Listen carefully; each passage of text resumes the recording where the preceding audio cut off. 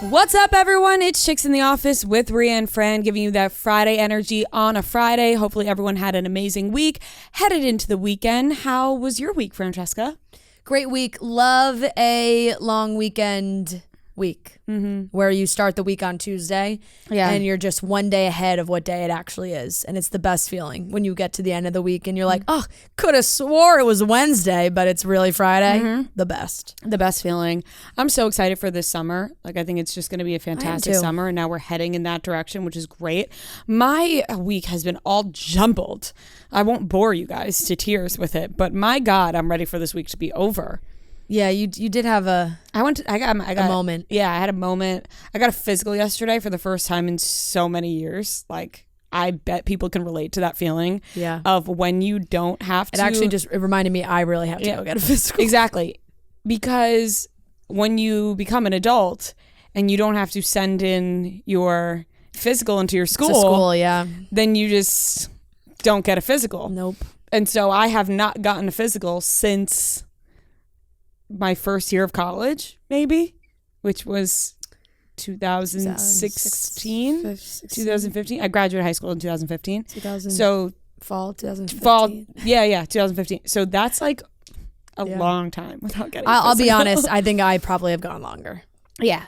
Not good. Do not follow. It's not good. Do not follow our example, people. Right, because you need to get the blood work. You need to get all those things checked. I know. And so it takes a while to book an appointment for a physical too. Yeah. Like months in advance. These doctors are booked up. Well, there's just so many doctors. Right? And sometimes when you feel like you go to one, it's like, God, why do I have to go to all the other ones? Right. That's like when I go to the gynecologist, I'm like, why do I have to go to the regular one? No. Which she said to me yesterday. She was like, you really don't have to come back here as long as you go to the gynecologist. She was like, I'll see you in a year, but like, whatever. Okay. I was like, cool. But I got my blood taken, which I was excited about, because when you don't, like I said, every year when you would go to school, you'd get your blood taken, you would know. Just a subtle reminder, everything's A-okay. I remember the year my mom woke me up after my physical in high school, and she said, honey, you're anemic. Your iron is low. Yeah. You need to get iron pills. That's what the doctor told me. Woke you up? She woke me up from my slumber in bed when I was... She had news. And she said... It made it sound like you like passed out or something. No. She woke me up from my slumber on a Friday morning. And she said, honey... Or it was a Saturday morning. I have horrible news. She said, you're anemic. I was actually like so excited. What? To have something wrong? No, because you know when you go to when you go to the doctor and everything's fine. Yeah. But then when you go and there's actually, you would like tell people, you're like, well, actually, I'm anemic. So you were just looking for some sympathy? Yeah. Actually, my iron's really low. Yeah. So if you could be watch what you say. If you could be a bit kinder to me, I have to go pick up my iron pills, which by the way are not prescription. You could just take them off the shelf. Yeah. So please watch what you say to me. Well, hopefully you don't have any moments like that post getting your blood work back. I'll let you guys know when my blood work comes back as this, because I know everybody's waiting at the edge of their seats. You get woozy when they took it? I don't. I never have. Knock on wood. But I never have either, but recently I start like why do dizzy. we find ourselves in these conversations all the time where it's like, I mentioned that I got blood work and now it's like, let's talk about the fainting that comes with it. Noah loves a follow-up question. Yeah. Anyways, I don't want to. You do. I don't want to bore people with the fact that I have physical. We're just making sure everything's okay. Get your physicals done, because I'm sure there's a lot of people listening that are going, "Oh fuck, I haven't gotten a physical in 5 years." Yeah. Get your physical. And you know what they do? They don't do anything at a physical. They don't do shit at a physical. If you get a physical without getting blood work, it's pointless. They're not doing anything. No, I mean, really, it's just, I feel like it's like they do. They literally just they look in your ears. Yeah, they tap your knees. They feel you up. Right. They just do a little tap. Listen to your heart, which I guess is not pointless. No, but you do feel like blood work means more. Yeah, like if I went and didn't get blood work done, because that's really what you're feeling on the inside. It's like that's coming from the inside. Right. If I didn't get blood work done, I would have been like, that was pointless. Yes. Well, thank God you did. Yeah, jumbled week though. Yeah, it definitely was. It's always, I don't know, because we're in the midst of traveling, but we have these kind of off weeks. So off weeks, we're trying to get a lot of stuff done pre-traveling again. But no, it was a good week. I had a fantastic dinner Wednesday night. There's a spot in Brooklyn. It's called Maison Premier. So good. Oh, it's just fantastic. They have this back garden that is just serene. I love a garden. You feel like you're in Europe. Like it is so, it's calming, it's green. It's like the real like cute little garden tables and stuff. They put little blankets on each seat in case it gets, a little chilly. A bit nippy. Yeah. Big oyster bar. They have a ton of different oysters. So I just like had a oyster feast. And apparently your favorite food's oysters. Goes back and forth. I'm a little afraid that I have to come to terms with the fact that I may have some sort of shellfish intolerance. I don't want to admit it, but it's been a couple years now and I keep eating it. Oysters, I'm normally okay. Like my Wednesday night dinner, totally fine. Had a dozen, was fine. Yeah. But I had some clam. I think clams might just be different for me. I had some clams on Monday. Baked. What type of Raw clams? on the half shell. I love little Same. necks. Yes, I do too.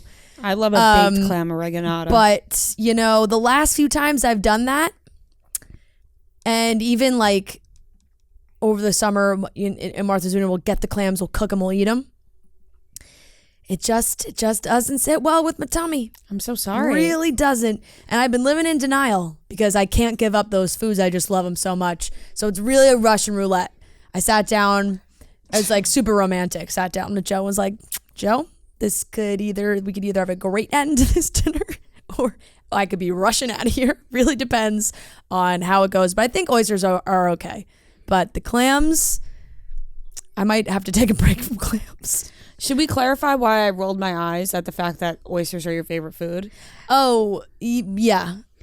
Because of our New York show, right? Yeah. Yeah. So I always heard, or what was told to me, was that Francesca's favorite food was chicken franchise. And so at our New York show, we played a little newlywed game of who knows who better. And the question was, what is favorite food? And I wrote down chicken franchise. And then Fran wrote down chicken franchise. And I was like, boom, got it right.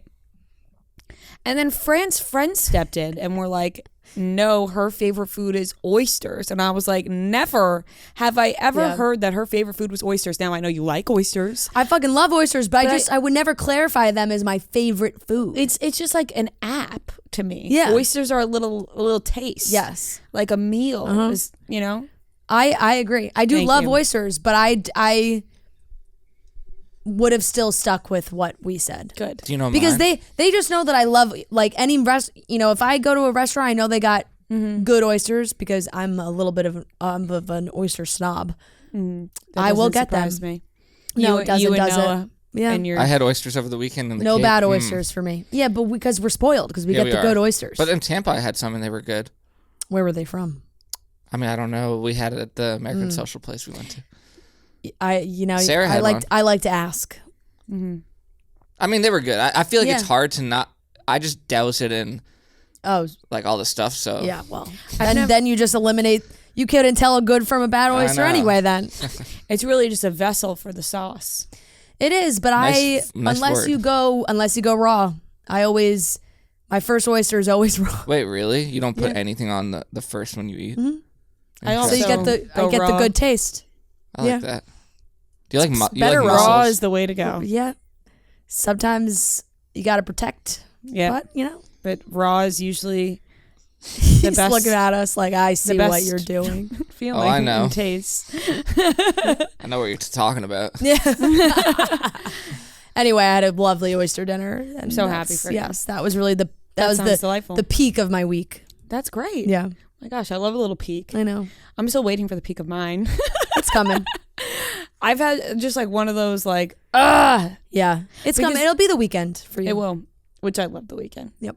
Well, actually I saw my parents for the first time in months and that was nice. That's so nice. They're back home. Yeah, I miss them. I miss my mommy and I gave her like a nice big hug and it was so nice. And Normie. I got to see Normie. He's back. And he's so freaking cute and he peed all over me because he was so excited to see me. So actually there was a peak. That is I'm being peak. cynical. There was a peak with seeing Norman and my parents. And now that I'm talking about it, The week hasn't been so wasn't bad. that bad.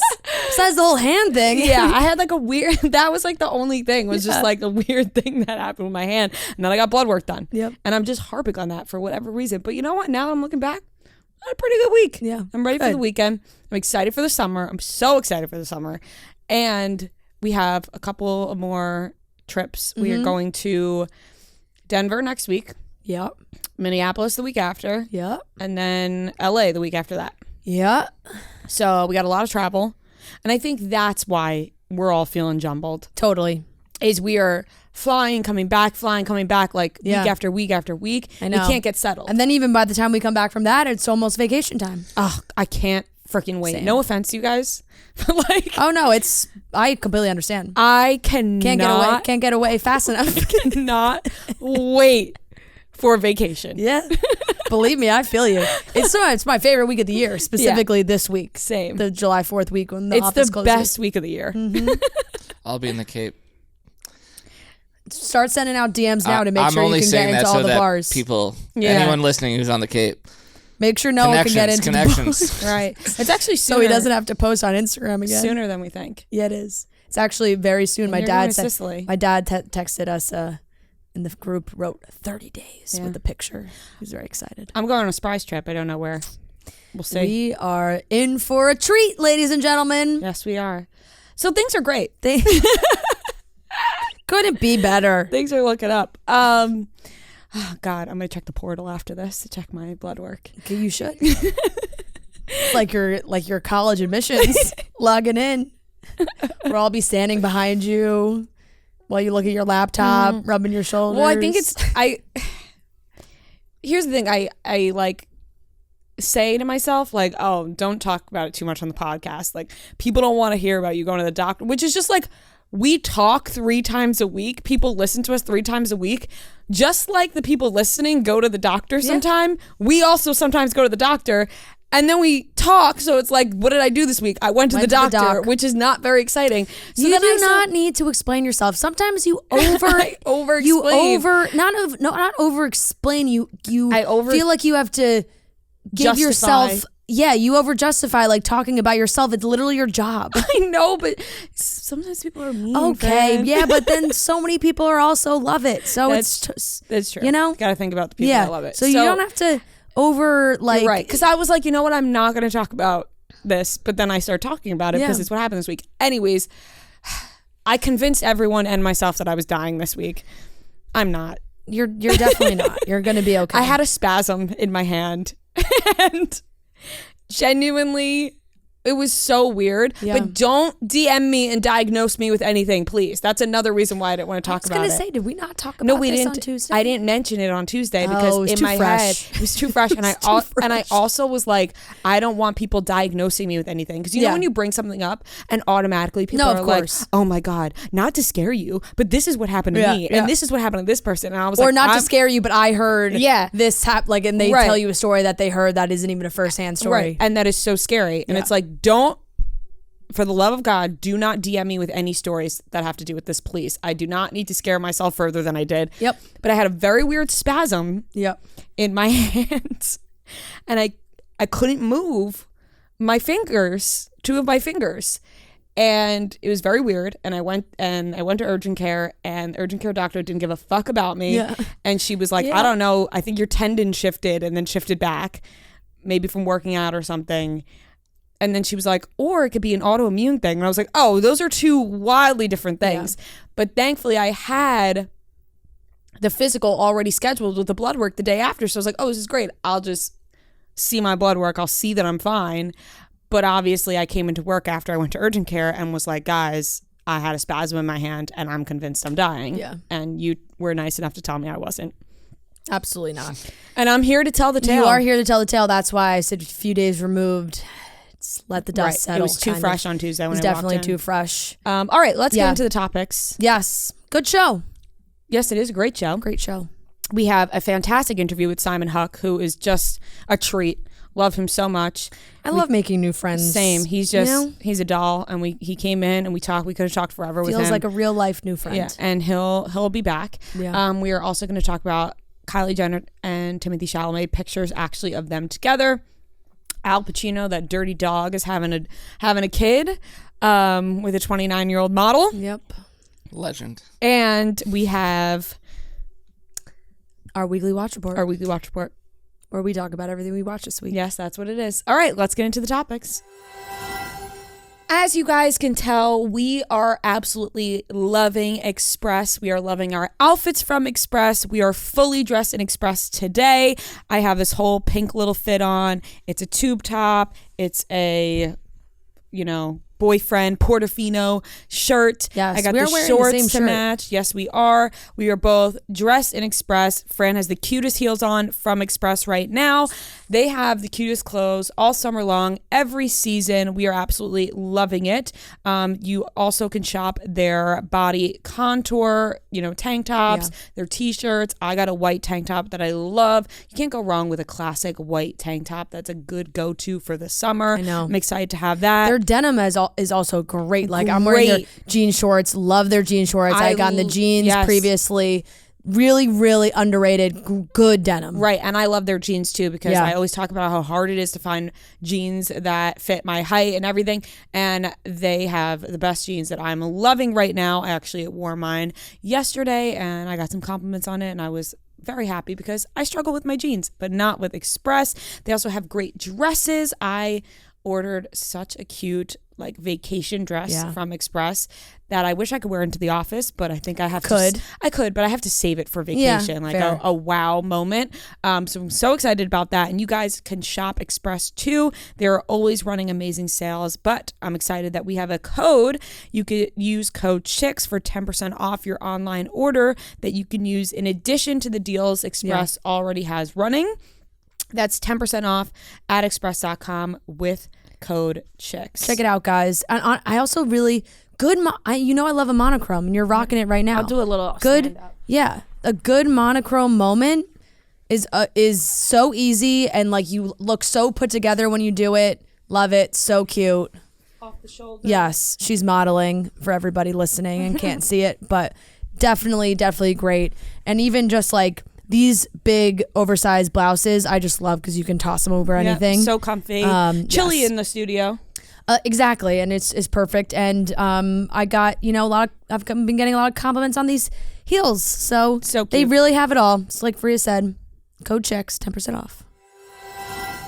All right, let's get into the topics. Timothée Chalamet and Kylie Jenner. We finally have pictures of them together. Got them. We snapped them. I saw on Dumois that they were apparently in Budapest together, and so I was like, interesting. In Budapest. I thought that maybe this would have fell off. Filming something? I don't know, but they are apparently still going strong because. Where was he filming Dune? Maybe Budapest. And he hopped on her jet and was like, "Hey, can we carpool?" Yep. But we got a picture of them together for the first time, very far away. Yeah, honestly, these could be from a fucking helicopter. They're blurry enough where I'm the technology we have these days is so advanced that for a picture to still be that blurry has to be really fucking far away. Mm-hmm. So they were photographed together for the first time, mingling with each other's relatives at a barbecue earlier this month. So it's June 1st. Which means you can't really get earlier than this month. So I'm assuming maybe early-ish May time or mid-May, somewhere around there. They were also with Kendall and Pauline Chalamet from Sex Lives of College Girls fame, if you guys watch that. And this is just a very blurry photo of them standing next to each other in tie-dye. They're in both in tie-dye. Tie-dye. And or at least in this picture it looks like they are, and the other ones it's kind of mixed, but that's it.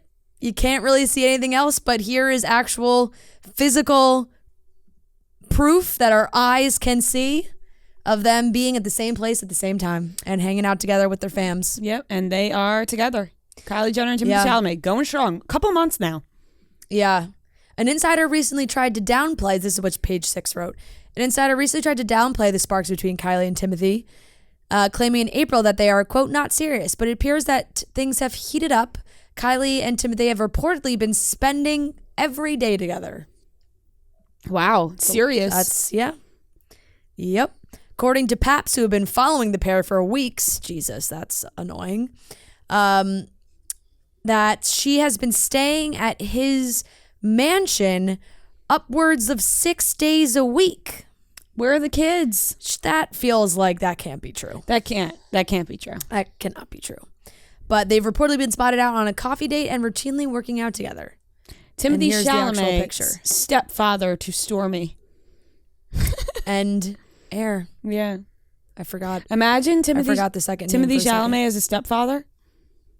I just can't picture it. I couldn't picture it with Pete Davidson, but it happened eventually. You're right.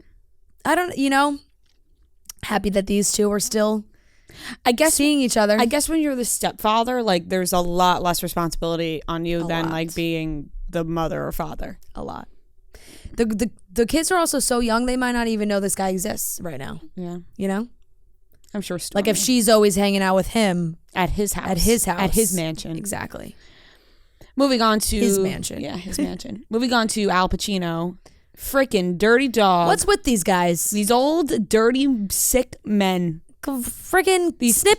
These perverted men can't stop fucking. Honestly, good for them, but at the same time, stop having kids. Like, because it's honestly unfair to the child. No, it's ridiculous. I saw a very funny picture of Al Pacino and Robert De Niro. Right? Robert De Niro is the one who. Yes. It was a picture of them and the it said the disgusting brothers. And it was like just God. them with their arms around each other, which is just so funny and so true because these dirty dogs, their sperm is still alive and well, and they are implementing seeds into people and having children at a very old age in which their kid will not really know them. Yeah. I feel like with De Niro, it may have been, they're selling it as more of like a planned thing. Mm-hmm. Al Pacino. Sure. Al Pacino feels like not so planned. Page 6 reported that he allegedly asked for a paternity test because he thought that he had some kind of medical issue. Al Pacino reportedly didn't think he could get Noor Al-Fala, that was his girlfriend, or I think they're still together maybe, pregnant because of a medical issue that typically causes infertility. Sources close to the situation claim that Pacino, 83, didn't believe he was able to impregnate his 29-year-old girlfriend, or anyone else for that matter, and demanded she got a paternity test to prove the child was his. He's about to be 90 years old. This 90-year-old man. In 7 years. The Scarface. No, he's 89. He's 83. He's 83. Oh, 83. Sorry. Anyways, this 83-year-old man. Yeah. What's the big diff? If we are following what the trail that they're leading here, like if we are believing the story that is being told, this guy is probably having sex willy-nilly, free, because he thought he couldn't. Willy-nilly. Yeah, he thought he couldn't get anybody pregnant anymore, or maybe he really, what happened, and then bam. Do guys he's his age just still fucking. Still have that drive? Like, I didn't think they did. Older men, I think, have a strong drive. They make all those jokes about. They get dirtier. About, the retirement homes pass around all those STDs and things because everybody's having sex. Like Nano. Nano's got a little dirty dog in him. Nano has a dog in him. Yeah. He does. I'm telling you. Some grandpas get more perverted. Well, see, the thing is just if they stay in their age bracket, then it really is physically impossible for that to happen. But when they go so much younger, this can happen. An 83-year-old man fucking a 29-year-old. Let me tell you something. I saw 29 and was like, that's me. And literally imagine you having sex with Al Pacino. Is just would you if you were single and Al Pacino was like, hey, no, baby, no. What age? What is your cutoff? No. But someone like Al Pacino, like it's Al Pacino. No. I'm trying to sell you. I wouldn't either. No. There's no one in there. I don't even want to know what it looks like. What's going on at that age. Because I don't want to know until I have to find out when I'm old and he's old together. Yeah, because I've wondered that, like, what an 83-year-old dick looks like. No, I would prefer not to know. I would really prefer not to know. I'm sorry. Don't clip any of this. He was apparently shocked. He had no idea she was expecting until 2 months ago, and he is now welcoming his fourth child. Dicks age with the man? I'm assuming they get smaller. Pretty sure. Oh, yes. You think they like shrivel up? I think so. Pretty sure. This tiny, like you physically shrink. Oh my God, this girl. Al Pacino has gotten shorter and shorter. This girl has, and his dick is getting smaller and smaller. Has a type. But it's real powerful. She dated Mick Jagger. Sorry. What? And how old is Wait, Mick Jagger? That was the friend of the girl. Remember, she's like, she's not a gold digger. She just likes old people. Yeah. She's not a gold digger. She just dates the most famous men to ever exist. Al Pacino, Mick Jagger. Mick Jagger, for some, he's like the same age, but like looks wise, I see it. One source revealed she mostly dates very rich older men. She has been with Al for some time and they get on very well. The age gap doesn't seem to be a problem, even though he is older than her father. Yeah, so she's not a gold digger. She's just dating older men who are like about to croak so that she can secure the bag. But no, she's not a gold digger. It's like, do you really like that 83-year-old dick? So this is the Page 6 article from last night. She allegedly just loves old people. That's the headline. Everyone loves old people, not like that. Not enough to bang She's a good girl with an old soul, but she has a spirit that is very youthful. She is fun. A guy in his 70s or 80s would feel young around her. She has a generosity of spirit. She has a history of befriending older rich men like Mick Jagger, billionaire Nicholas Berggruen. Oh, so she doesn't doesn't discriminate. She likes billionaires too. Yeah. How do you meet Mick Jagger? How do you meet Al Pacino? But apparently she has family money herself, so she's not even a gold digger. How do I meet these guys? She allegedly already has money, this is what this says. If Al Pacino asked you to blow him, would you do it? No. Like, out of all the guys that like someone would say yes to, like, why would I like? Because imagine why? What do I have to gain from and being that? What like, I blew Al Pacino. What do I get from that? Laughs. A good story. No, that's not like. It's not like Harry Styles. It's like he threw out another name. I mean, well, I'm just saying, like, that's a story. It's like you blew. Al Pacino's almost funnier though because he's so old. That's gross. No offense to Al. Like, she's also been seen with Clint Eastwood. Brett, although she made clear in 2019 that there was nothing romantic going on there. We're just friends. She just really likes to hang out with old people. I'm telling you guys, this Page 6 article, there are so many examples of old men that she's hanging out with. She just likes their stories. Restaurateur Michael Chow of Mr. Chow, 84, is a family friend and often seen with her in photos. Who's like an old woman that I could date? Susan Sarandon. She just really fucking likes old men. Martha Stewart. Martha Stewart bangs. Martha Stewart's 80. Martha Stewart would rock your world. I couldn't handle Martha. I don't think you could. You could not handle all that. I don't think you could. What about Meryl Streep? I just said that. Meryl Streep. Is she married? Yes. Who's like a widower? That's gonna stop you. Like, what was it? Well, it's just like, yeah, out of respect. Out of respect. Yeah, that's very respectful. She's not going to be open to it. What about? Is there any? Never mind. I'm typing old single actresses. Oh boy. No, but because you'd bang them. It's just more like Al Pacino or Robert De Niro. Sharon Stone is hot. She looks great. Diane Keaton. Hot. Yeah. These are all phenomenally beautiful women. Jane Fonda. You'd be lucky to get any of them. Jane Fonda could take you for a ride. 85 years old, Jane Fonda. You would be lucky. You would be. I would. Mm-hmm. I mean, I would. I just can't believe that.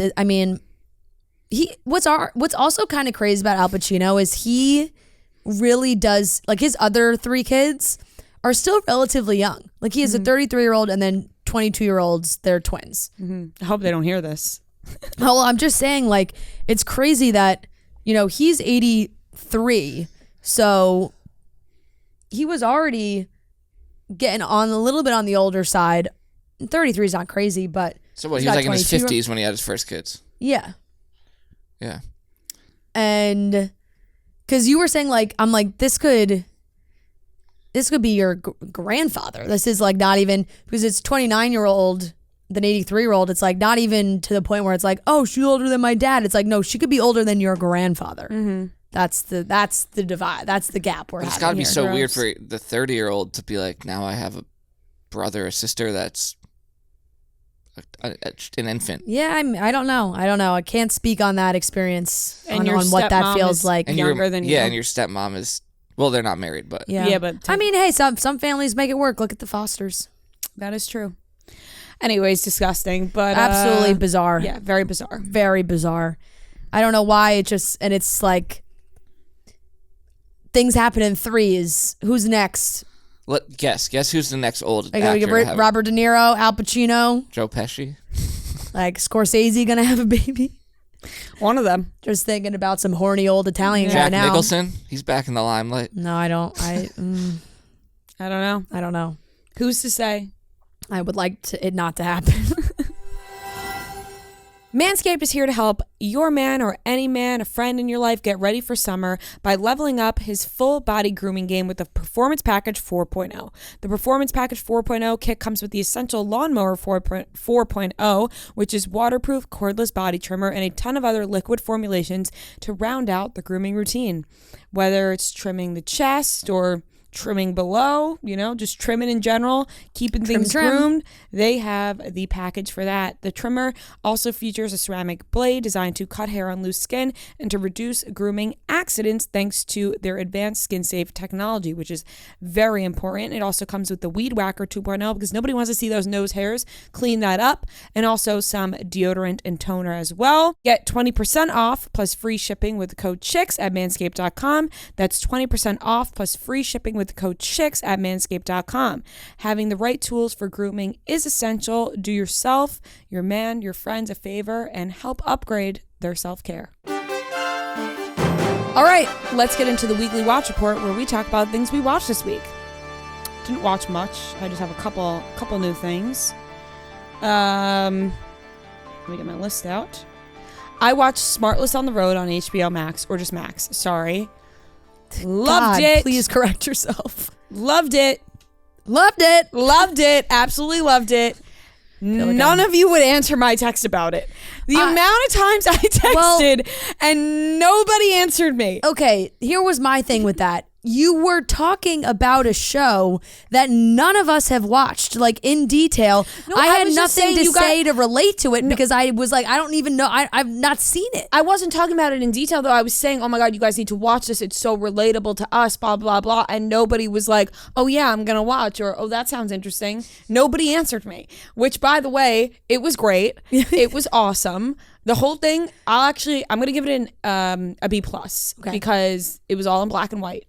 And it was fine until I thought, oh, was that a choice? I guess that was a choice. I didn't realize at first until I thought, oh, this isn't black and white, and then it couldn't leave my brain. Yeah. So that happened. That's an interesting choice. But it really reminded me of us, guys. It was about them taking the podcast on the road, behind the scenes of them traveling, staying in the hotel room together, talking about the show, eating, just literally what we do. And I was like, oh my God, we are Jason Bateman, Will Arnett, and Sean Hayes. Like, we're them. Yeah. And they are us. And they are so famous, and they still get nervous. They still bomb. They had a show where people literally got up and left, and they were like, it was hilarious, though, their reaction to it after. Them seeing their names on the marquee. They're like, oh, that's our names. I'm like, oh my God, how relatable. How relatable. I've never been able to relate to these guys, Yeah. It just was so cute. And then Sean Hayes was like, I sometimes like have this feeling like I just don't know. I don't feel like I deserve this. And I'm like, oh, you're so famous and successful. And you feel that way? Like, it's crazy. They're all so funny. They are very funny. Jason Bateman has some issues, I'll say. He's very funny, but my God, he won't get off their case about what they're eating, what he's eating constantly, and they show it in the documentary. I can't hang around people like that. And it's bad. And then Will Arnett was like, my body dysmorphia is at an all-time high with the help of my friend Jason Bateman. Like, it was real, but it was very funny. I didn't know he was like that. Oh my God. Oh my God. He also like OCD, like has to shower after every single time he poops. Every single time he has to take a shower. What? Wow. It's actually it's great. What an inconvenience. It is. They were like, dude, sometimes people go and they don't shower right after. And he's like, I know. What does he do if he's like out? You got to just watch it. It was very interesting to see how they act. Sean Hayes is just like the cutest person. Like seems like a delight. He's such a delight. They're fun. They had great guests. So do you know the premise of their podcast? Yeah. I didn't understand the premise until I watched that they both, one person surprises the other two with a guest. I had no idea about any of this. And it's like something that they know nothing about. Or sometimes they do, yeah. but they did it for the live shows too. So they have a huge guest come and two of them don't know who it is. And so they had some huge guests and then they had. Who was it? Give me one. There was a Matt Damon. Ooh. That's a big one. That's a big guess. The one where they flubbed was Jason Bateman brought a physicist. Is that the one? Oh. Yeah. And snooze fest. Oh, if I was at that live show, I'd be like, fuck this. And the person before that, I think it was Conan O'Brien, because they do 2 shows in one night. Yeah, so I'd have to imagine you get Matt Damon, you're pumped. If you get a physicist, right. You're not. So it was pumped. Conan O'Brien, and then people were leaving, people were yawning, and they were like, we really fucked that up. But they had Kevin Hart, they had Jason's got to be a little smarter than that. Bradley Cooper popped in, Jennifer Aniston, like all these huge names, and they realized like towards the end of the show, like towards the end of the tour, they were like, we know who we have to like stick with to the now. stars. You need the star appeal for this. They had. I mean, it works for a podcast, right? One of them they had AOC, and that was obviously mixed reviews. Which I would say, if you're doing like a surprise guest at a live show, you probably stay away from any political figures because it's going to be split. Yeah. Like some of your guests aren't going to like it, some are going to love it. So I think they like realized towards the end, like whatever. But it was so interesting, and they're all so funny. We should start. They got a fan. Imagine I was like, all right, we have a guest, brought him in. It was so cool, such a good idea. I was like, wow, that's so fun. So I'm gonna give that a B+. I very much enjoyed it, and maybe you guys will watch now, maybe not. Maybe. God, you would love it. I think I probably would. You would love it, actually. Yeah, I'll watch it. It was very good. I watched the Bama Rush documentary. Thumbs down. Thumbs down, a Rooney. Thumbs down, a Rooskies. Yeah. Huge thummy downy. Hated it. Thumbs down. You said it was really boring.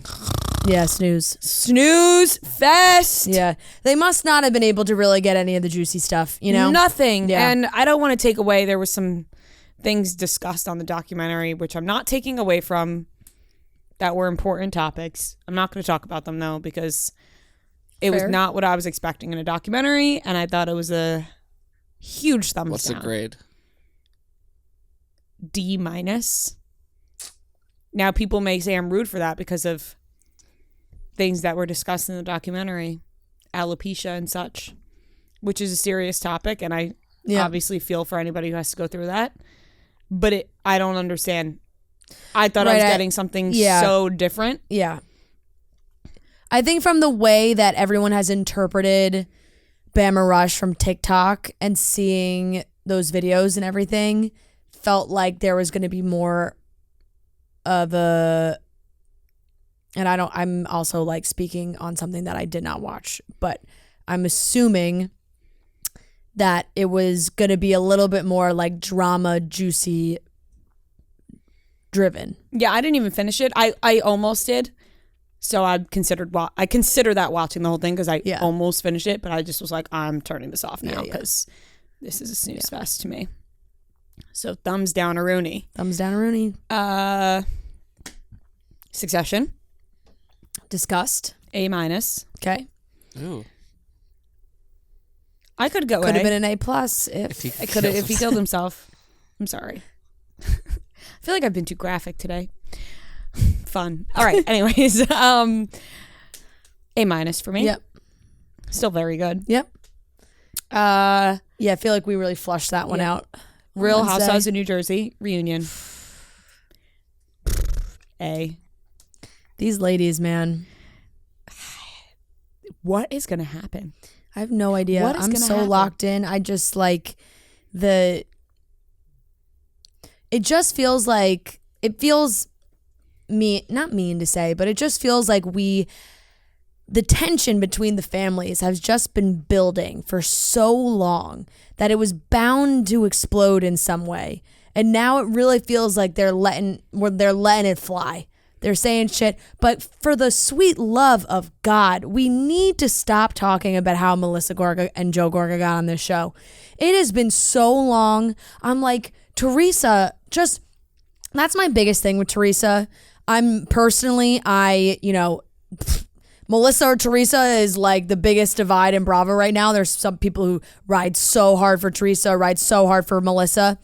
I just cannot deal with the same things over and over and over again from Teresa. I'm over it.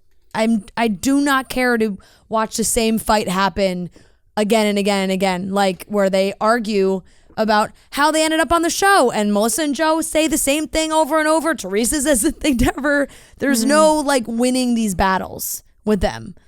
It's crazy, but I'm interested to see what happens when they bring Louis out, because it felt like episode 1 was feisty, but was still a little tame. They didn't fully get into it. They tried to get like the other cast members their moment first. Like it was like, oh, let's figure out Rachel and Danielle's thing. Let's talk about Dolores and Paulie.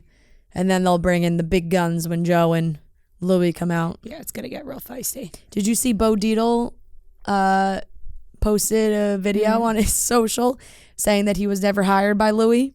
No. So Bo Dietl's like he was a Manhattan detective, I think, like very high up guy. Now runs like private security, private investigating, all those things. And Louis dropped his name in the finale. I guess it was, where he's like, I got, Bo Dietl knows things on everybody. Mm-hmm. So basically insinuating that like he hired Bo Dietl, and then he backtracked like on Watch What Happens Live, and now he's like, oh, I didn't hire Bo Dietl, I just said that. And everyone was like, what the fuck are you talking about? So now everybody on the reunion is saying that they were all contacted or somebody was looking into their lives and they think it was because of Louis. But then Bo Dietl himself, the man himself, went online and was like, I've never been hired by Louis, but like fucking keep my name out of your mouth kind of thing. Mm-hmm. Like I have a legit business. So it's all pretty crazy. That guy, how many times can I say it? Do not trust him. Neither do I. Do not believe a word that comes out of his mouth. I think it's going to get even better, but I'm giving it an A. Yeah, I agree. Vanderpump Reunion, I'm going to give a B- this time around. We're taking a while to get to Raquel on stage. We get it. Bring her out. Let's get to the juicy part, which is going to be part 3. And also, we know everything by now. So I think it's just like kind of like a little dragged out, losing its like luster a little bit, which is kind of sad to say about like a very serious situation. Yeah. But I'm giving that a B- because I did feel for Sheena, though. I do feel very bad for her, honestly. Like she seemed like she, is really, obviously Ariana is very hurt by this the most, but like to lose your friend or somebody you thought was a really good friend is probably very upsetting, and somebody you trusted in your house, and then you're like, oh my God, I trusted this stranger in my house. Like, and then restraining order. Yeah, restraining order. Just so bizarre. But I'm going to give that a B-, and that's... Raquel, by the way, Raquel had many moments in the second part of the reunion where I was just like, there's what is going on? Like there's something else here. Like that is just the lack of remorse, the lack of acknowledging really the extreme emotions. She's just it's like scary. Dead in the face. I don't understand. And not even talking to Andy, she's smiling like she's smiling a lot. And I understand people smile when they get nervous, but like something like this, like no, I don't really know how that could come out. Just deadpan, nothing going on. And like you would think maybe watching Sheena break down like that as somebody you are supposedly best friends with would affect you emotionally in some way. Her, like, nothing on her face. Like, I cannot imagine watching my best friend sobbing her eyes out because of something that I did and not cry myself. Yeah. Even if I know, like, I shouldn't be nobody should be feeling bad for me, but like crying because you feel bad about what you did. She goes, I'm really rethinking. Maybe I should have written Sheena a handwritten letter. Like there's nothing going on in her brain. It's actually concerning. Yeah. And then Tom wanting to talk off camera, and the guy's like, no, we can't. Shut the fuck up, Tom. It's like, all right, Tom, so you could tell more lies? Yeah. Ariana. You could strategize with Raquel off camera. When Sandoval said, I don't grab random girls' asses, and Ariana goes, no, you just fuck them. You just fuck my best friend. Like, genuinely, like, it's just a perfect comeback every time, because anything he says, you're just like, you're such a good guy, Tom, but you fucked your best friend. Yeah. Like, there's no excuse. But that's everything I watched. Yep. Did you watch Summer House Reunion? No, I've kind of fallen off with Summer House, genuinely, because they stress me out. Like, no, honestly, I feel stressed out watching it. I feel almost too close to Summer House, if that makes sense. No, I get that. Like, feel like we know them. Yeah. And not that we're like the best of friends, you know, but I'm like, I can't even watch these people on TV because I don't want to end up like, you know, I can't explain it. Like, I don't, bless you. Oh. I'm like, I don't even want to have thoughts about these people because, you know. Yeah. No, I get what you're saying. Sometimes when you are close with people on reality TV, it's hard to watch from a regular reality TV landscape. But I also think sometimes it makes me watch in a less critical way because I'm like, oh, I'm really judging harshly. And it goes back and forth. But anyway. The Summer House Reunion has been very intense, it just feels like it just feels like this is the end of a lot of relationships where it's just like these people just end of the day do not like each other. Another thing, not just what I just said about Summer House, because honestly, I could watch any reality TV. It's more just like I could see a lot of different sides when it comes to Summer House, and that's I'm having a problem with. Where I'm like, I'm not just on one side. For Summer House, I could see bits and pieces from everybody's side and understand everybody a little bit, which is why I'm just like, let them hash them out because I don't know. Yeah, no, I agree. I think, I mean, from my viewer standpoint, I have really loved to see Paige kind of voice her opinion on what she thinks, whether you agree with her or disagree with her. I tend to agree with her. It's something that I feel like we haven't seen. It's like clearly like talk it all out. It's happening. And yeah, I guess that's really, I watched the Summer House Reunion, so I'll start with that. I'll give that a B. I'll give Vanderpump a B, and I'll give Real Housewives of New Jersey an A-. And what else did I watch? Okay, so I started The Ultimatum, Queer Love on Netflix, and I think I'm almost all the way caught up, but good drama, entertaining. I think has me locked in, and I also just like love seeing a different type of show like this on Netflix that's getting a lot of viewers because it's important and it's also like it is good drama. It's a good show, good TV. Like I said, really locked in. There's some people on here that I'm just like, oh, I gotta watch. There's just one girl, Vanessa, that I'm just like, and there's another girl, Lexi, feels like she can like see right through her, and I kind of can too. She's just that person that knows that she can manipulate people. Anybody. She could manipulate anybody. Like there was a moment where she was with her ex and her ex is having issues with her, you know, when they did the trial marriage with other people. Her ex really liked the person she was with. So Vanessa comes like crawling back and Xander's voicing an opinion and Vanessa's like, can I just sit on your lap?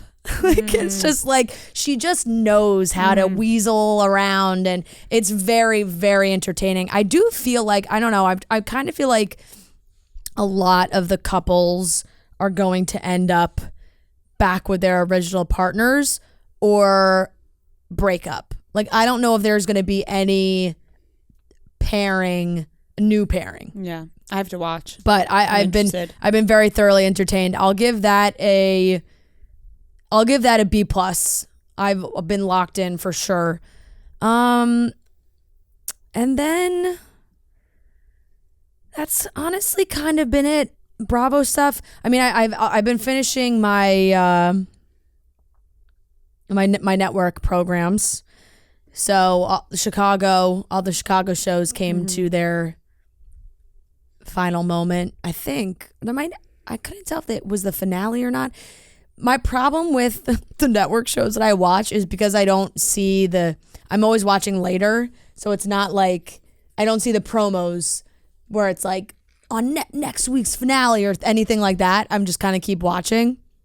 I think they were the finale. I could be totally wrong. There could be other things, but it felt very finale-esque to me.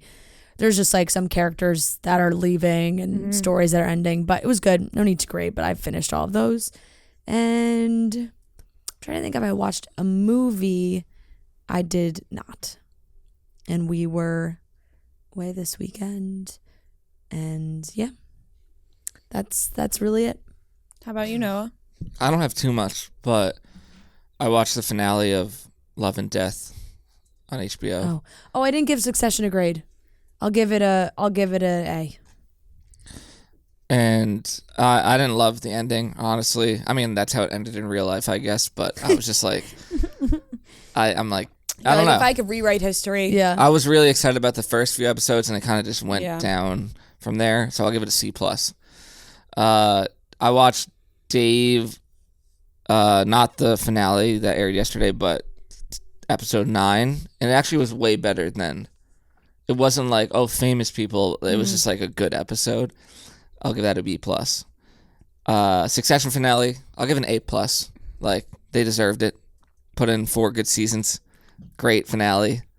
Thought it wrapped up very well. We talked about it. Barry finale, give an A. Solid show, too. Like, I think both of you should continue watching that and start it. I don't think you will, but... Maybe. Have you heard of this show, Platonic, on Apple TV? Seth Rogen and Rose Byrne. It's funny, and it's good. They have very good banter. I mean, they made multiple Neighbors movies. Yeah. Oh, yeah, that's true. Yeah. But this is good. It's good. It's solid. It's an easy watch. Yeah, I want to jump into that. I've been seeing it. Oh, well, God, sorry, everyone. I really got it. I'm always like, write things down, and then I forget, and I should be writing things down. I see it every time I go watch Ted Lasso. Because Ted Lasso is always 1, and then Platonic is always 2. Yeah. But that's good. I'll give that a B+. I watched the first 3 episodes, and solid. Easy. And then Vanderpump, the part 2, I'll give it a B+. Like, You just jumped in. It's just entertaining. I didn't even watch the first. Just jumped in for the reunion. I don't think you've watched any Vanderpump. I've never watched Vanderpump. I didn't watch. I think this is the first episode of Vanderpump you've ever watched. It is. I didn't even watch the first part. I just saw clips. But Tom Sandoval is just such an insane person that it's just so funny to me. He really is. Like that scene, I just can't get over that scene where he's like, "Get the camera out of my face." Like, it's like you're here to record the reunion. Like, this is what they're doing for everyone. It's insane. Yeah. I know. I will say one thing about Ted Lasso, and I felt like I've seen a lot of this opinion being thrown around online, is that this last season just felt a little wonky. Shared by Jason Sudeikis. Yeah, he apparently. Also shared that opinion. Apparently. by liking those tweets. Yeah. But I haven't finished the whole thing. I know that the finale is out. I have watched 7 episodes. So up through now 7 episodes. I'll give it a C+. Because I think that's, 70s-ish.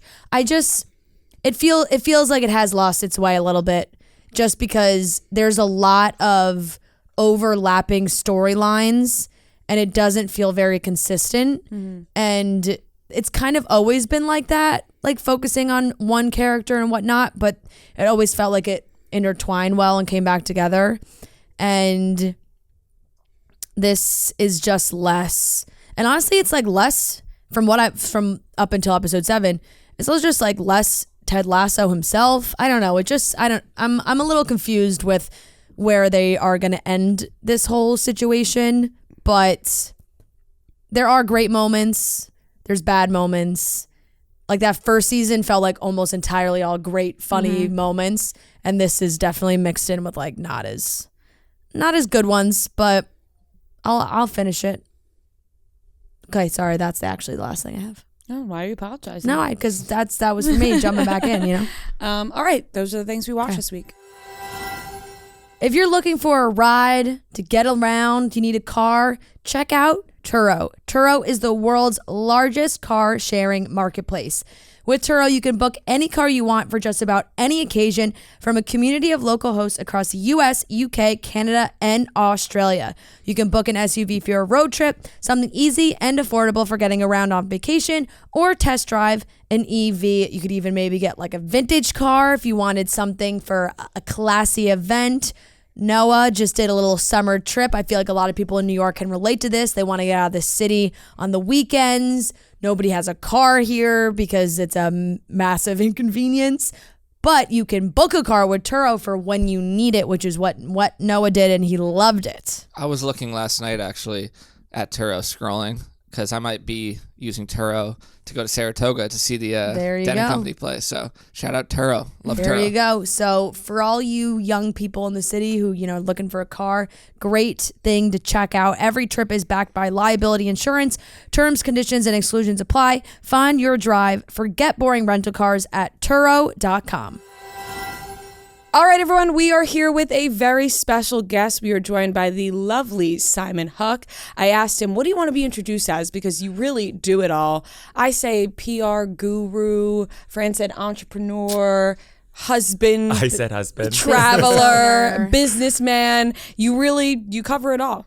Thank you. I'm so excited to be here. I'm such a fan of you guys.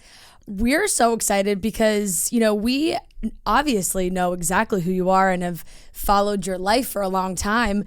And when we all connected via Instagram, Rhea and I were like, he wants to talk to us. I was like, wait, what? No, so I creeped flattered. I creeped you both. I was like, I was flattered. creeping in your stories. Yeah. No, I'm such a fan. I'm very excited. Thank you for being here. Yes, thank you so much. It's funny. I'm very good friends with Emma from Comments by Celebs, and I texted her 2 days ago, and I was like, Simon's coming in, and she was like, 2 things you need to know about him.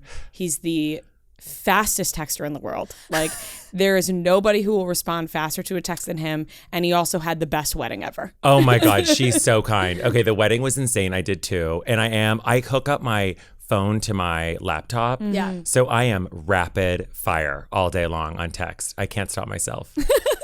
Do you ever get tired? God, that's a good way to be. It is. No, I don't get tired. I really, like, during the day, I really like to be on it because there's so much stuff going on between the businesses and personal stuff. So no, I'm also on Instagram DM, like, bye. Like, Yeah. I am the fastest response. Do you feel like if you don't answer right away, you'll forget about it? Like, that's how I feel sometimes. I'm like, if I don't answer right now, I'm never answering. Yeah, there's a little bit of anxiety around that. And also I just like to, it's like this OCD where I'm like, clear the box. Yeah. When I get a DM from you, I'm excited. Like, I love you. I love you more. I posted a story about how I stopped smoking weed, and I was shocked when you were in there. You were like, oh my gosh, I relate to this so much. I was like, what? No, I was Pablo Escobar. I smoked for 16 years every day. And then I realized that it was like affecting my sleep. Yeah. I was groggy during the day and I went cold turkey. And it was really, really hard. Like, people are like, oh, it's not addictive. No. It's addictive. Is. And I also thought, like, I was so fun when I smoked. I was so light. Like, alcohol makes you feel a certain way. Yeah. And it took me 6 months. How long did it take you to quit? Literally one day I just stopped. You just stopped cold turkey? I just stopped. I freaked out. Everyone always says, and I'm sure you heard this too, because I smoked for a very long time, every day, multiple times a day, wake up, go to bed, before I shower, before I did anything, I had to smoke. And then I started smoking a lot less, but still every day. And then one day I just had this freak out, like, genuinely felt like I don't know what I was seeing. Like, I thought I was hallucinating. And honestly, I was getting weed from like a bodega in the city. Stop. And I think that must have been something. I'm convinced it was lace because I had never felt like this before. And then that day I threw everything that I owned out. Like any bowl, like papers, I had a bong. weed, I did everything. It all. I just threw it in the garbage and I was like, I'm just going to stop and see what happens. And immediately you were able to fall asleep at night? Yeah. Oh, which is shocking. You're a power sleeper. You don't even need let me sleep. I love to sleep, but I'm trying let me sleep. Yeah, no, you need to. She'll knock you down. No, I did it mostly for sleep. So I didn't smoke during the day, but then at night I would get like properly blazed. Yeah. Like at the time I was dating like my now husband and he would be like, "Are you well? It's a Tuesday." And I'm like flying around the apartment. Yeah. So no, I'm happy. I'm like so happy that I don't need it anymore. Same. Isn't it funny though? Like you said, and Fran, I'm sure you can attest to this, that like there's a difference between the way you act and the people around you can notice it too. Like when you were smoking all the time, like you thought you were so fun, but everyone else is like, I can't talk to this person because they're just high. No, you're a zombie, actually. Mm-hmm. Yeah. No, it and also like even doing this podcast, like I would be like hazy. Like I was sick of feeling like that. I was recording every podcast high, basically. Stop. And it was very functional for a while until then I just... Extremely. You would never have known. Yeah. You could carry on interviews high. Like, no. That's a gift. I remember there was actually... She never really had to tell. Like, there was no, like, she didn't get, like, glazy eyes or, like, anything like that. So it was, you would never really know. Yeah, my only tell was on the inside where I was, like, freaking out internally. Oh, the panic attack? Yeah, stress on the inside. No, but that's great. When did you stop? How long ago was that? I stopped 6 years ago. Okay. Yeah. So it's been a long time. I was a really bad sleeper. So I had tried sleeping pills and I relied on pot as part of the sleep hygiene. And then I read this incredible book. My friend Melissa Wood got me on meditating, and the combination of like sticking to this like very strict sleep schedule and meditating cured my sleeping issues. Really? I now just go native. Like I just fall asleep.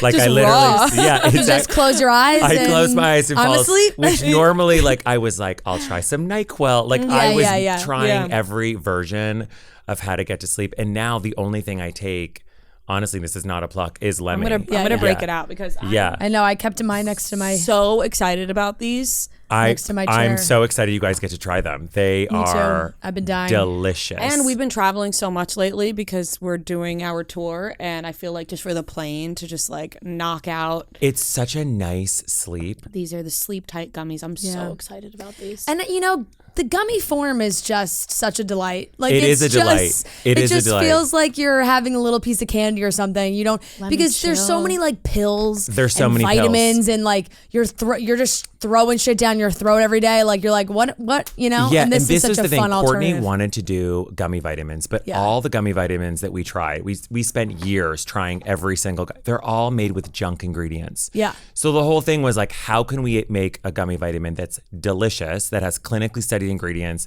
but actually works? Mm-hmm. So 4 years later, and like 1,000 gummy samples, we did it, and it's. I'm not a capsule person. Like I want a treat.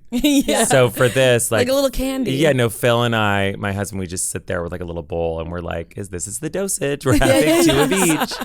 It's really good. That is so cool. And now you said this was like a 4-year process.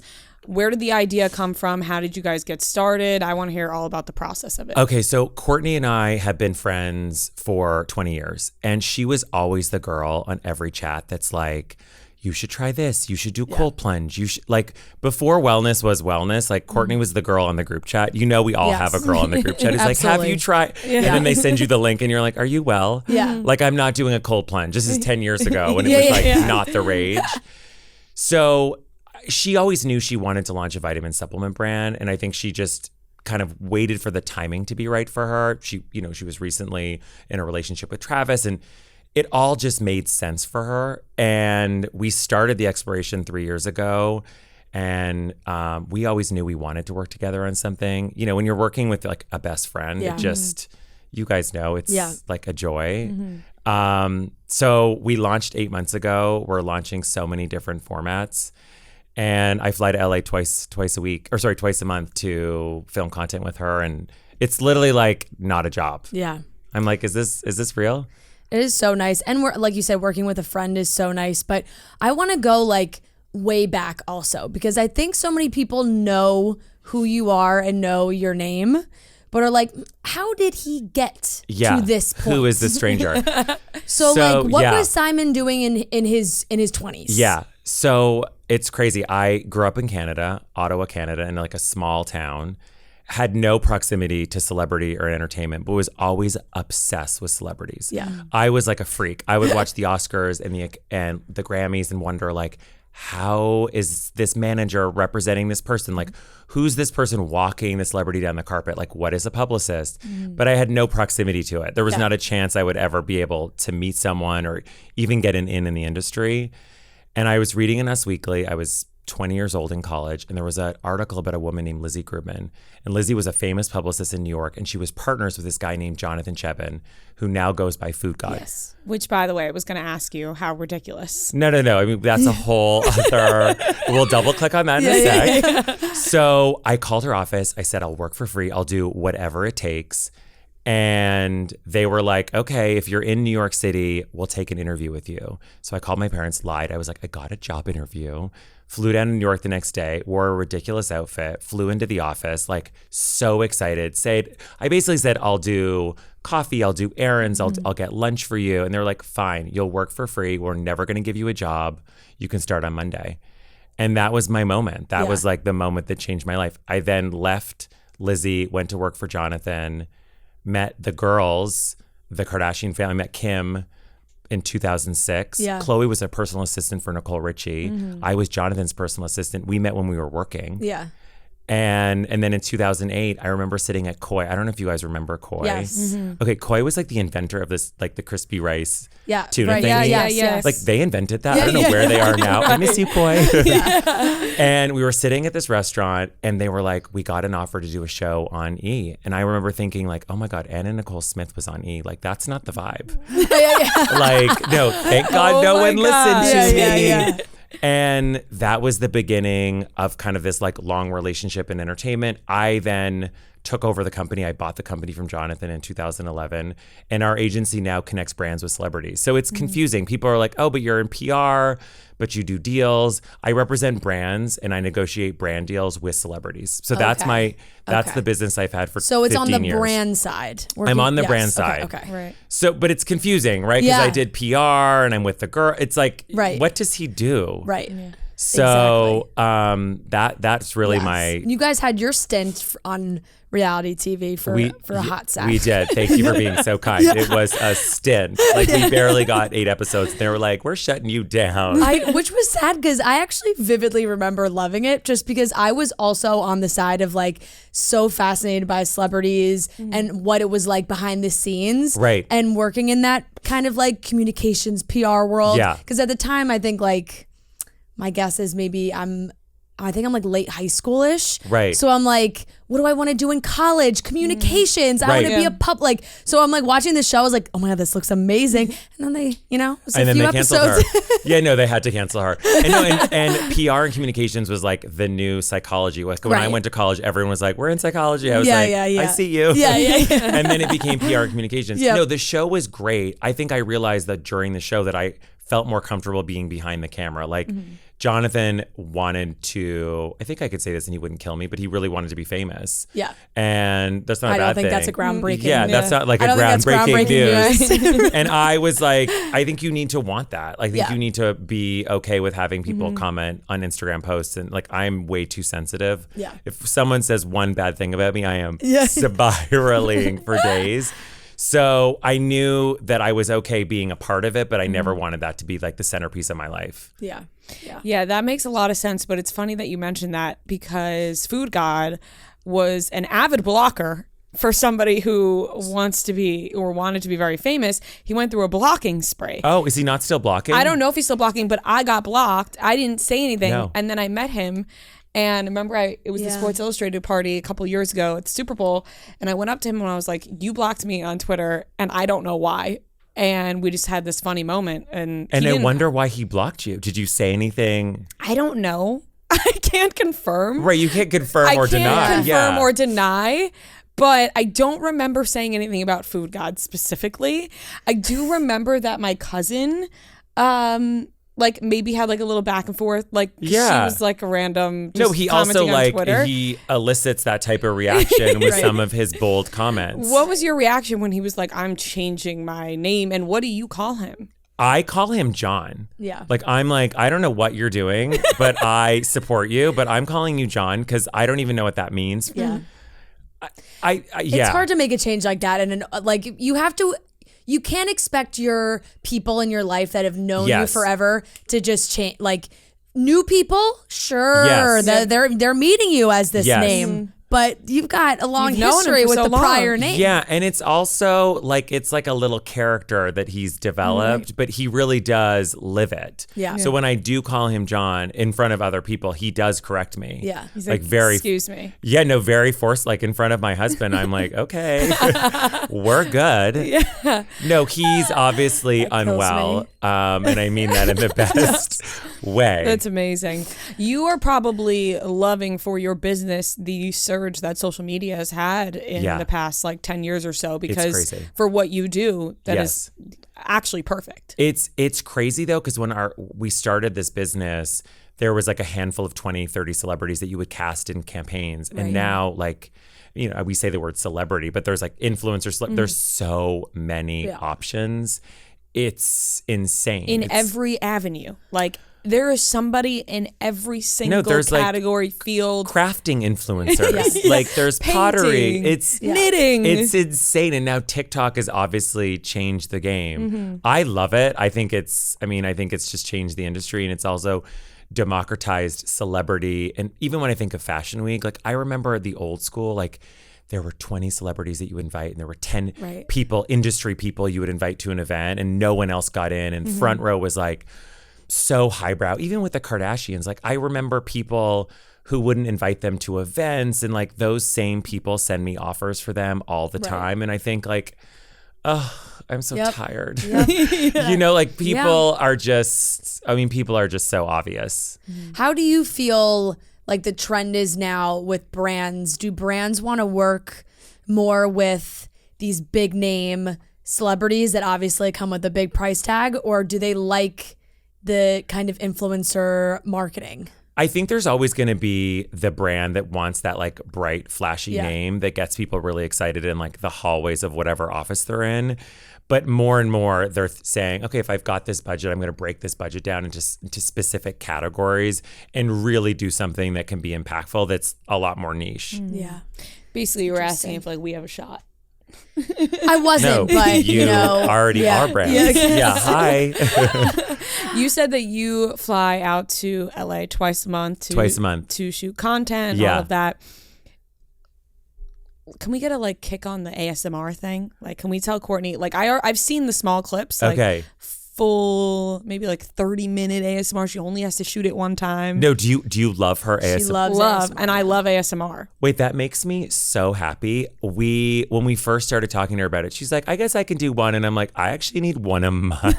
Yeah. Because they're doing it wasn't enough. No, and Courtney's she's not in it, right? Like she doesn't know that like ASMR is like a trend on TikTok. She's like, oh, this is fun. And also the way she speaks kind of plays perfectly to ASMR. It's total deadpan. Yeah, it's already ASMR. It's already like we did one in Ulta, like because we were launching in Ulta last week, and she was just like she killed it. And she doesn't even know. She doesn't know how funny her delivery is, which is like part of it. It's like it's meta.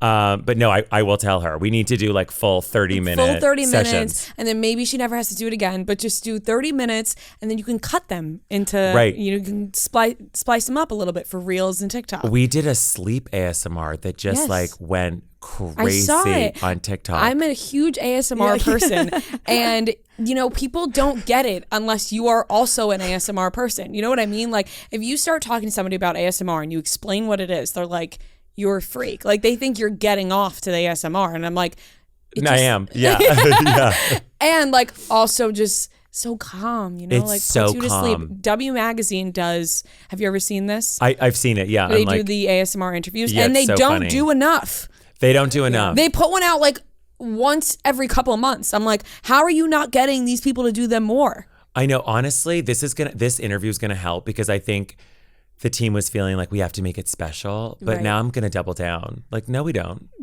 I'm telling you, people will eat up. Yeah, a Kourtney Kardashian ASMR YouTube video. It's not a thing that like has to be a one-off thing. The more options, it's like when you go into those sleep apps and people tell you stories, like you want more options. Yeah. Like I want 20 Kourtney videos I can choose from. Yeah, that's that I like. KSMR. Yes, yeah, exactly. Yeah. KSMR. Yeah, no, TikTok coined it. We didn't. Oh my gosh. So good. It's amazing. Genius. It is. Okay, so I want to go back because I feel like you have to have some great stories like 2009 on. Oh, even before. Yeah. On. And I'm just like, I feel like everyone's so fascinated now with that time period because now we're all like on social media and everything, and with Britney and everything that's happened, it's like, let's talk about those paparazzi days and what was going on. What were some of like the craziest things you witnessed in real life? You know, I just remember celebrities who, I think like generally celebrities like play it a lot more aloof. They're like, oh my God, how did that photographer show up? Like big celebrities, small celebrities. Like there was this aloofness back then, which once I was in the business, I was like, this is, please don't play me. I think nowadays the trend is like to talk about those things a lot more openly. Back then, everything was so coveted. Also, like nightlife was so big back then. Like Bungalow 8, celebrities were doing the naughtiest things constantly. But then the invention of like the camera phone. Chills. Oh. I remember waiting outside of Bungalow 8 and I was with Food God and they would only let him in. And that piece of shit left me to die. I was like, there's the what was the bouncer's name? Disco. And he let Jonathan in and like he was like, you're not coming in. I forgot, I was wearing something ridiculous. Obviously I was from Canada. Like it was insane. And I remember like I finally got in like months later and like it was George Clooney, it was this one, it was like Lindsay Lohan when she was on fire, like it was, and no one had phones, so like they were dancing on tape. People were crazy back then, and nightlife completely changed. Like nightlife, we used to represent nightclubs, like you would have star publicists like bring celebrities like in the back door, and it was this whole world which doesn't exist now. Nightlife has changed now. It's DJs, it's celebrity culture doesn't really exist in nightlife anymore as it did. And everyboing filming everything. Like when you go out, there's a chance that there's a camera on you. Yes. And there's like no BTS anymore. Like everything is front of house. Like everyone is sharing every tidbit.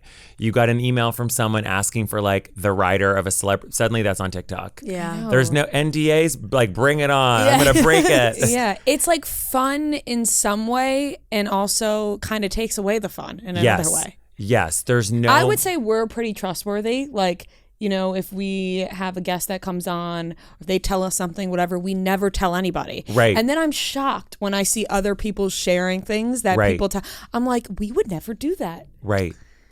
Well, it's like that's, you know, I feel like the power has shifted and like Dumois has also made a career out of kind of like airing all these things out in the wild, and everybody is dying for that information, but we were dying for it so hard that now it's almost too much that I'm like, I don't really care about what Jack Harlow's ordering at lunch. No, like, you know, it's like, too but much. it's some, and you're like, these people, like, there's no balance. Yes. Like, there's got to be some stuff that needs to still be like a little hidden. Oh, totally. We used to do like, at the time it was Diddy. I think it was Diddy. Like he's changed his name so many times. Yes. But his white party. So we would like be in charge of press and celebrities, and like he was so, like the list was so tight. No one was getting in unless it was the creme de la creme. And he would sit on the top floor of his home in East Hampton, and he would look and see like that person's wearing cream pants. I said white, it's white on white. Like it was that level of parties. And I think now it's like there's sponsors. There's like, so they get a list. The liquor brand gets a list. The shoe brand, everyone has a list. So suddenly like the parties that were once like very tight are a little more general public. It's not so exclusive anymore. No. You mentioned the like who's eating what lunch. Yeah. It reminds me of when I saw Vince Vaughn eats a turkey leg at Disney. Or no, Joe Manganiello. That's how you pronounce his name. Sophia Vergara's the True Blood husband. guy with the body? Yes. Oh, yeah. Magic Mike. Magic Mike, yes. Love him. Then I read he eats a turkey leg at Disney, and I'm like, what? I don't need to know that information. It's too much. Yeah, like it's now the allure of Joe Manganiello has gone away because I know he eats a turkey leg at Disney, right? Like, and I'm not happy about that. He should be eating like, I don't know what he should be eating, like a chicken breast. I don't know, not a turkey leg. I mean, I guess he's like this is the visual of or him like doing how that. people were in high school. Sometimes I'm like, it's like, oh my God, sometimes I was mean in high school. Like, I don't want anybody to think I'm mean now because one time I was mean in high school. Yeah. And also, everybody, like, I don't want this to come across the wrong way, but like everybody who's a star now was bullied in high school. No, you weren't. Yeah. No, you were fine. Yeah. You were totally fine. I was a loser and a nerd in high school. No, you weren't. Yeah. And you have to like, especially for me, because I'm in like the industry of it, I have to stop myself from being jaded where I'm like, don't start with this. Like you hear the confessionals on like a social media post and I'm like, don't do this. What's the most tiresome thing that you think you hear that you're just like, this is just... Okay, so my biggest ick is when celebrities complain about the paparazzi. It is such a trigger for me.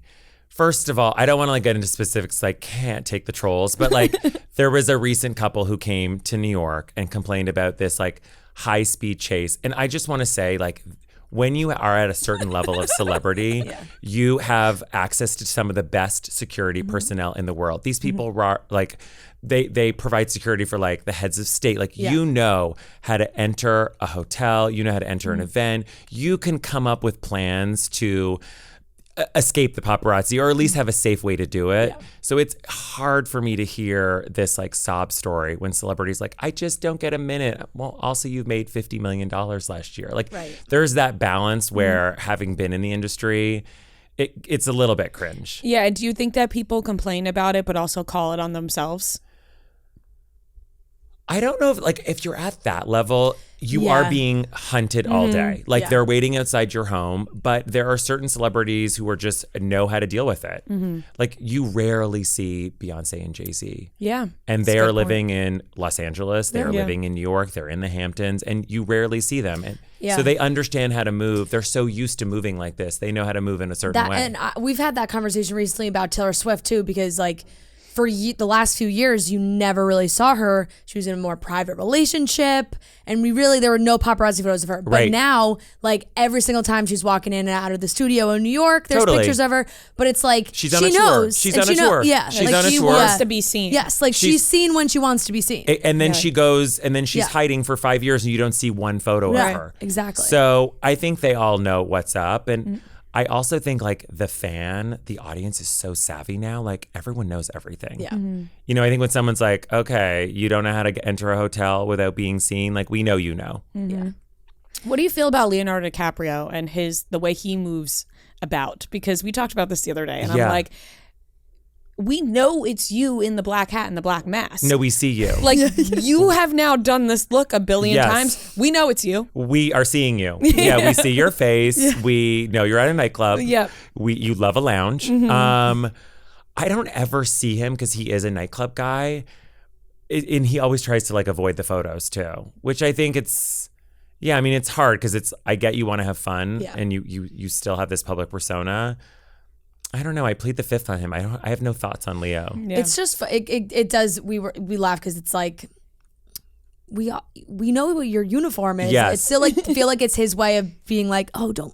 It's not me. Right. But it's you. We know it's you. We know it's a dead giveaway you, now. But you're also the only person walking around like that. Right. And you're also going to places where you know you're going to get photographed. Yeah. Like if you're going to a nightclub in LA or New York, there's going to be a camera phone on you, whether you think it's going to happen or not. Like someone's peeking with their phone. Yeah. Okay, so reality TV, you've obviously been on multiple episodes of Keeping Up when it was Keeping Up, and now we're on Hulu. How do you feel about like being on the show? Like, what was your first feelings about being featured on the show? Yeah. And then like, how do you feel about it now? So now, I mean, it's a family and they've been doing it for so many seasons. You just, it's probably like you guys filming the show. You don't even notice that the cameras are on you. And the girls are also, you know, they're producers of the show. You feel very comfortable. So it's why it feels so natural, because you can talk about 100 different things in your day. And you know, if you talk about something that's like deeply personal or private that doesn't pertain to the show, like they're not using, you know, I have a stomach ache today. Like, okay, we don't care. Relax. Yeah, not about you. We're good. Like sometimes when someone comes on, they're like, I mentioned my in-laws. Can you make sure they don't? I'm like, they're not talking about your in-laws. Don't worry. Like that's not going to make the final cut. Yeah, like whoop. So I'm so used to it. And they film almost every day. So with Lemmy stuff, like we take meetings for 4 hours talking about formulations with Courtney. Right. Like they're not using the formulation talk, but then like our doctors would be like, did I sound okay? I'm like, you sounded great. You're a star. Yeah, you won. So I think it's really natural. I've been on I've seen other shows film where it's a lot more directed. Mm-hmm. Yeah. Which I think would make me nervous. Like I could never have a producer say, like, text me, like, can you ask so-and-so this question? Like I would freeze. Mm-hmm. Like, I'm not good at being an actor. Yeah. And I know that happens on a lot of other reality shows. Does it? Yeah. Really? We know that. We just watched the last season of Selling Sunset, and I'm like, this was some of the fakest reality TV I've ever seen. Yeah, producers are texting them constantly being like, can you re-ask that question? Our cameraman was down. Yeah. So that happens all the time, and that doesn't happen with the girls. Yeah. So you were one of the only non-family members to make it to the wedding for Courtney and Travis. Yes. Very exclusive. That's an exclusive event. Yes, that was a really special event. We've had a relationship with Domenico Dolce for over 10 years. Courtney and I have been vacationing there in Portofino. Yeah. So like the relationship, like they're like part of our kind of fam. So it was something that came up actually at my wedding. We were all like very tipsy at my wedding, and Domenico's partner Guy was like, do you guys want to have your wedding in Portofino? And we were drunkenly like, yes, let's start planning. And then we did. Yeah. It was the most beautiful. I don't know if have you guys been to Portofino? No. It's so like, it was like speechless. Yeah. I was like, I kept pinching myself every morning. I mean, there's still those moments where you're like, I can't believe this is real. Yeah. Like it was that special. It's so stunning. I tried to actually go last minute because I was in Italy, and I was like, oh, let's just pop down for a day, like see it. And honestly, like it was so everything that we were looking at you can't do anything last minute in Italy, but like the prices and the people. My brother had just been, and he was like, Fran, honestly, there's so many fucking people right now. Like he was like, and I hate to say, like the Courtney, the influence they have is it's still so crazy and so huge. Like even obviously they put out the wedding special, but we all knew where the wedding was and saw the content from it. And then we got the wedding special, and it's like,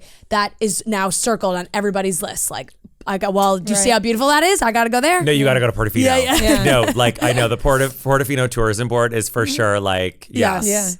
Yeah. That happens with a lot of, like the White Lotus right now. Everybody wants to go to Sicily. Yeah. Yes. Yep. Where was your wedding?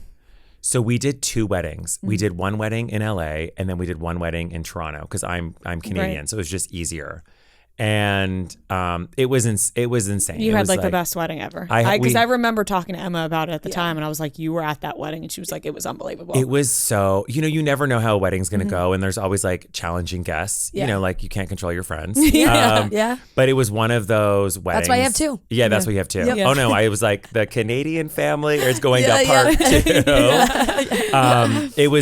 It was so fun. We did like character drawings of every single guest that came. Really? It was like their menu card. Like a picture of their face, which like some of the guests were like, I can't believe you made me look like, but it was it was one of those nights where like everything just worked. Our best friend Melissa Wood, she married us, so it was so good. That's amazing. I love when people do the like you said, with the picture on the plate. Yeah. Like catered to them. I'm seeing a lot of people now do pictures that they have with the bride or groom. They put them on the plate. It's so nice. Which I think is such a good idea. And then you think to yourself, like, if I don't have a picture with you, why are you coming to my wedding? Yeah, why are you coming to my wedding?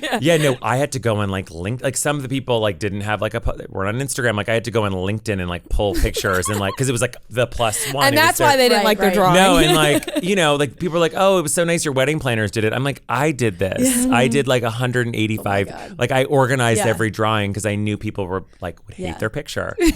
Chloe was like, this is not my face. I was like, Chloe, please. Like, no, Matt, you think I just found your girlfriend of 6 months. Like the I found her on LinkedIn. Yeah, I found her on LinkedIn. That is so funny. So was New York an option for festivities or like? Because I feel like you're more of a New York guy. I'm definitely more of a New York. I could never live in LA. Yeah. I wanted to get married at this hotel that Phil and I had kind of spent a lot of time at. Okay. And it was the Bel Air Hotel in LA. And we thought it would also be a really good way to like weed out guests. Because like who's going to fly all the way to LA? Yep. But they came. Oh my God. Oh, they came. LA's not quite far enough. It's not far enough. You gotta do out of the country. No, we should have done it. Yeah. Everyone was like, no, we will be there. Yeah. And can we bring a +2? Because at least when you're out of the country, it's like people, maybe your passport's expired. Yeah. Like No, and I was so annoying. I was like so shishy. I was like, please respect our wishes and no social media. I like live streamed my wedding. Like I remember seeing it's so many like your pictures, wedding, videos. you can do that. No, like no. I literally was like, you could repost it if I look great. Like I was out of control. Once it happens and you're in the moment, you're probably having the best time. The best time. Like I was floating. Like I never realized why people really I just wanted to have a party. And then once we got engaged, people believe in love. They still believe in love. They're like, even though we're cynical, like people really root for you. And I felt such love. Like the entire, from engagement to wedding, I just felt like everyone was rooting for us. Yeah. So it was just like, it was this euphoric feeling. Now they've turned. Now they're not with us anymore, but during that time, they were like with you us. during the planning process. Yes. Because they want to know what's going on. And then after like, all right, we're done with you. And making those social media decisions like for yourself is so funny because like obviously when you get in the moment you want to do whatever you want to do. Like I think of Diplo live streaming Joe Jonas and Sophie Turner's wedding. Insane. Like it's just insane. You make those rules for you have to make the rules for the other people, but there's no rules for you. Like for yourself. Yeah, and like some guests like were snapping photos of other guests and I was like, is that the vibe? Like Is that the kind of wedding I'm having? Is that the kind of wedding? I'm like, can you behave? Yep. It's so funny. It's like you just hope when you have obviously some celebrities your wedding, like people that you know in regular life can be a normal human. Be normal. Be normal. No, everyone was really behaved. Kim had delivered this like killer speech on the rehearsal night, which I was like, please respect. Yeah. And she had made a comment about like her ex-husband. And like, it just was like one of those moments where I was like, let's not pose. Yeah. And of course, like someone. Now it's ringing a bell. I'm remembering it. Yeah. She made a comment about like not, Anyway, it was, of course, like everywhere the next morning. Yeah. Right. You just can't control everybody. No. And honestly, during the moment, I was like, it's fine. Love and light. Like, we love love. Yeah, we love love. Like I was so emotional. I wept my whole wedding. Ugh. Phil was like, I need you to pull it together. You're embarrassing me. No, I was blowing my nose down the aisle. Like, I don't know why. It just, I think it's just like the feeling of having like 200 people in a room who are all just like, go, go, go, go, go. Yeah. Where did you meet him? Phil and I met on Tinder. Okay. He's a Long Island boy. I was swiping out of my district. Long Island yeah, girl. Smithtown. Oh, that's not too far from me. Okay, so I was like swiping out of my district. I was like, the Tinder had this feature called Passport, and I was like out of my range. You made those miles go up. Oh yeah, I was like, I'll do like 60 miles. Yeah. And we had a first date, and that was it. Like he literally moved in like 4 months after our first date. Wow. I love that so much. Yeah, he's like the sweetest, so not connected to any of, and like doesn't even know, like, which is kind of perfect. Yeah, it's just like, you do what you do, babe. Yeah, and yeah. I'm He has good. he has like this fragrance company called Sniff that has candles. I got to send you guys stuff. Yes. But he's the best. You guys got to meet him. And so naturally you end up in the Hamptons because, Long Island. Yeah, exactly. Yeah, we spend the summers in Montauk, so we're Montauk people. Are you guys? Montauk intimidates me so much. Montauk is intimidating for me It's as so well, honestly. intimidating to me. Stop! It's your market. They love you in Montauk. I don't know. Like I've one toe has not stepped in the surf lodge. I'm absolutely terrified. Same. So like the whole influencer world intimidates us. Because we're like adjacent, but we're not fully in. We don't if that hang makes out sense. with a lot of. Like we get social anxiety like going out to these events. I hear you, and so do I. And I, especially in that influencer world where they're all friends with each other, Yes. and it can sometimes feel very Montauk-y. Right, yeah. But that's not Montauk. Montauk is like the cutest. Oh, I mean, we've been to Montauk, but I just haven't been out. Yes, and I'll go with like my boyfriend's friends who they do share houses and stuff, and like we'll say, but everything I do out there is like planned by them. So Got it's like it. I'm not You're not in the running weeds. anything. Yeah. Yes, Yeah. I'm not like I'm just going where I'm told. I want to plan for you. And though. Can you? Yes. Because I with my friends, we've been trying to figure out a weekend to go somewhere in July. No, and I got you. We're like, do we go to the Jersey Shore, which we know and love, or do we try to go to Montauk for a weekend and try it out? No. You're coming to Montauk. I'm putting my hope and trust into you. No, I have like the gay Olympics running at my pool every day. Like you're gonna have so much fun, and then we'll go to Surf Lodge. We'll just be naughty and go to Surf Lodge. That's what I want to do, but I won't be afraid with you. No, as long as you want us there. Oh, are you kidding? I think we get the feeling that people like don't want us around. Like not even that. It's just like I'm intimidated. Oh, like, no. There's gonna no. There's gonna be a receiving line for you. No, it's like surf. We were there on Saturday, and like it is just a gong show. Like it's so much fun. Were you there for who was playing Fisher? Did you see I should that? know, Yeah. but like a DJ. Yeah. Yeah, I'm not a DJ person, but like it purple, obviously purple looks disco. like a blast. Oh, is that the same person? It's different, but same kind of vibe. But It was. yeah. I was 4 espresso martinis deep Yeah. and living. Like I love to dance when I go out. I love dancing. Like that's like my whole vibe. So I know I would have a blast. But I just we're gonna go together. Oh my gosh, Yeah. please. What God, I'm forgetting the name. How about that now I'm just like chatting with you small talk. Like nobody's gonna care about this, but how about that restaurant that burned down? It really right before so the sad. weekend. No, so sad. Crazy. And like their propane tank blew up or something. Yeah. That's insane. like and it we, was like, totally love- brand new, Yeah. done, ready to go opening weekend, and Thursday night the whole place And like, burned down. And it's what Common Ground was going Oh, through. really? And not now anymore, Yeah, but it yeah. was what they were doing. I also love Common Ground. Yeah, we have our time in there. We've spent time there Spent before. plenty of time in Oh, there. in Not Montauk. Montauk? Oh, not in No, Montauk, not in New Montauk, York, in the but city. I never did the Montauk one. I'm forgetting there was one bar that I went to 9 million times a couple summers ago that I'm forgetting the name of. Grey That's Lady? Like maybe Grey Rushmeyer's? Lady. No, maybe Grey Lady. Grey Lady. 'Cause Grey then it's Lady's fun too. Because is that more, it was like restaurant vibes, sitting, had dinner, and then turned into No, a maybe club vibe. no, that's not it. Grey Lady's full, Full club. Okay. Then I'm thinking of something else. There's I so already many. forget Like what it Montauk's is. kind of and there's like this place called Joni's, which you go to for like fresh wraps in the morning. Yes. I always see that. Yeah. Everyone posts that place. Yeah, it's like it's just we're kind of like off the beat. We're not in town, so it's just a nice vibe. You know, we'll test it out again. We'll have to test it out. We this need summer. guidance, Yeah, but we we'll do. No, trust you. I so got we'll- you. we'll- You I are love now planning. our tour guide. I love planning too. I love planning. The last time I It would be like a trip. The last to time Disney, I was but in Montauk. The last time I was in Montauk, I like had just a terrible time because I had some weird I don't even know. I got like a weird infection. My elbows. Remember I was sending you but pictures? you get burned. And then my friend accidentally burned me with a hot tray of French fries. I got a scar on my arm from it. no. Yeah, it was just so honestly I could do with redoing. we need No. fresh memories. I'm gonna plot the hotels. I'm memories. gonna plot it all. We're gonna Perfect. figure out a whole itinerary. This Perfect. is so okay. ideal. We've been talking for forever, so we'll wrap it up. But what are your like big summer plans? Where are you headed? I know you're going somewhere good. Okay, so right now I think I may go to Mykonos. Okay. I'd like to stick to the gay agenda. Yep. And then we'll be in Montauk for most of July and August, and then we go to Italy on July 8th for like 4 days. You're just gonna I'm miss just Fran. gonna miss you. I'm there the 1st to the 8th. Oh, so with your boyfriend? Yeah, my family. Okay. As well. Oh, so nice. Yeah.